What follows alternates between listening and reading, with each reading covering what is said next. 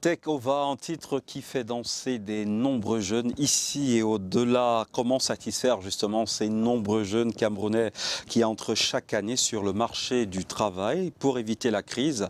Pouvoir public et investisseurs misent sur la création d'entreprises au Cameroun, l'entrepreneuriat de la côte. Nous en parlons avec Luc Pondy, consultant en entrepreneuriat. Bonjour. Bonjour. Bienvenue sur le plateau de Cameroun Daylight. Encore merci de m'avoir invité pour m'adresser à de nombreux jeunes Camerounais que je trouve en perte de vitesse entre l'actualité sur les réseaux sociaux, les médias et l'actualité officielle. L'actualité officielle. Voilà. Alors aujourd'hui, avez-vous le sentiment que quand on parle d'entrepreneuriat au Cameroun, il y a cette dynamique? Donc déjà, il faut essayer de faire une nuance parce que il y a ce qu'on appelle en entrepreneuriat, la culture d'entrepreneuriat.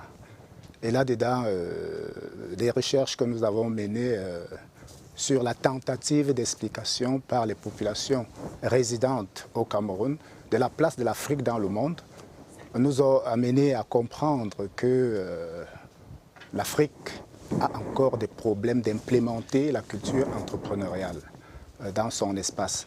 Pourquoi? Parce qu'il y a des barrières à la fois d'ordre culturel, mais surtout d'ordre historique.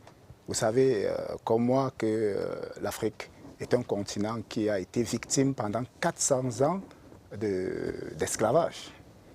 Et cette fatalité-là a conduit les populations africaines à se résigner parfois devant des situations. Ça veut dire qu'on a développé des tendances de peur et des tendances de race inférieure. Nous avons développé ça parce que justement cette histoire tragique-là a eu un impact sur nous. Mais à côté de ça, nous avons également des tendances culturelles que nous avons développées dans cet échange avec les autres.